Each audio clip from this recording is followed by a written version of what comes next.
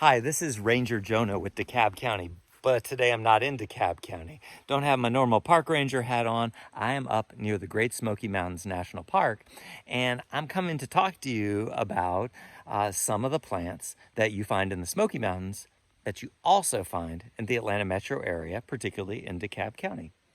I am right along the Econolofty River, and because I'm right along the river, I'm finding plants that really like growing near water. You might recognize this one right here. This grows natively in the Atlanta metro area. It's called mayapple. Right next to it, we have a umbrella magnolia. Very large leaves, huh? And of course, we also have Chinese privet, even growing here near the Smoky Mountains. But what I want to show you right now is, because we're in the middle of summertime and poison ivy is something that we have to deal with, I'd like to show you a remedy for poison ivy. This is the first time I've done this, but I've tried to hang around people who know about this kind of herbal and medicinal remedies, and I've learned a little bit about it. The plant I'm going to show you is called jewelweed. It's sometimes called spotted touch-me-not, and this is what it looks like. There is the flower. It's actually a gorgeous flower. I think it looks a lot like an orchid. The nice thing that we have right here is a whole nother species, related, of course, of jewelweed. And this is the yellow jewelweed variety. And you see how the flower right there is yellow? Also looks very, very orchid-like. Let's see if I can give you a better shot of that. Very pretty flower. And both the spotted or orange jewelweed and the yellow jewelweed both can be used as a poison ivy remedy. So just a couple tips on how to find it. The first thing is you want to look near running water. Very similar habitat that poison ivy grows, but jewelweed you almost never find unless it has, soil that's pretty close to water. The other thing that you can look for is the way the leaves look. See there's just kind of slight rounded serrations. And then look at the stalk. Do you see it has almost these knots in the stalk? It's a very kind of wet stalk, and if you break it off, which I'm going to do to one of these because we're going to bring it back home, is, let's see. If you break off a piece of this stalk, what you'll find is that it's hollow.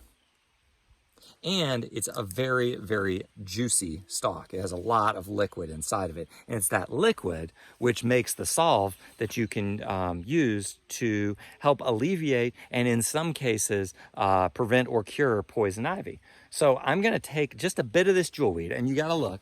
There is a ton of it out here. We're not in a park. I'd ask you not to take this from parks. But in this case, I'm going to bring some of this home, and then we're going to mash it up and see if we can make a poultice that will alleviate poison ivy rash. And again, it can sometimes prevent it if you get it on your skin very quickly after touching or coming in contact with poison ivy.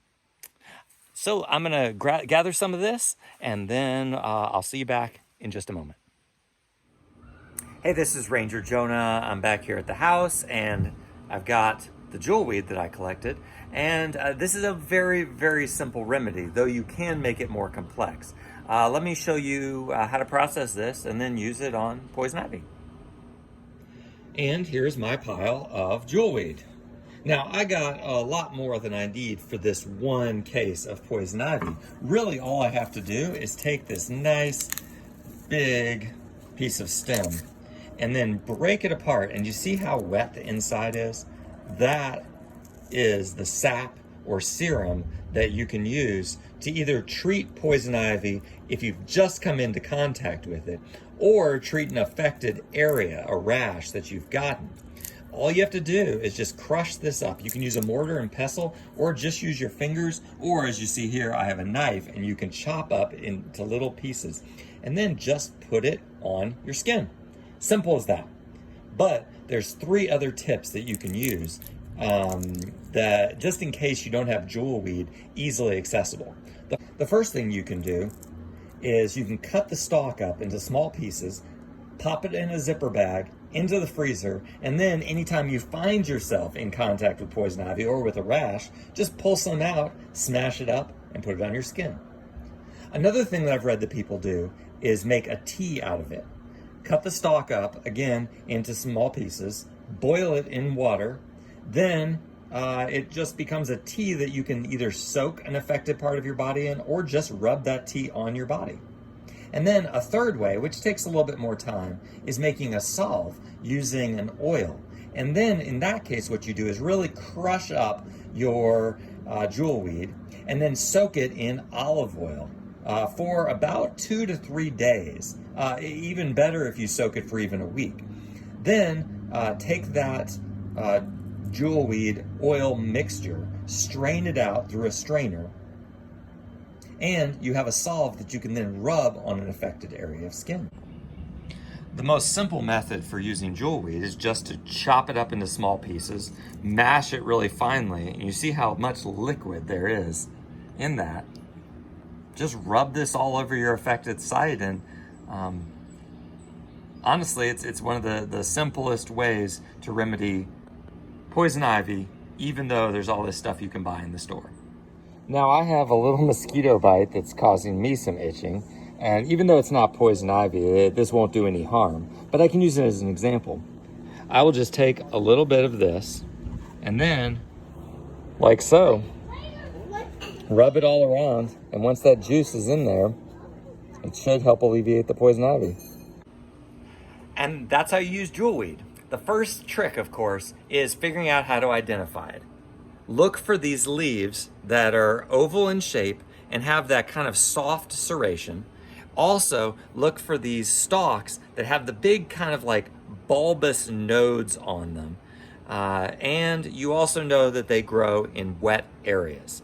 So once you get used to looking for jewelweed, then you can start making yourself an herbal remedy for poison ivy rash. This is Ranger Jonah with DeKalb County. I hope you stay away from poison ivy this summer, and I'm signing off.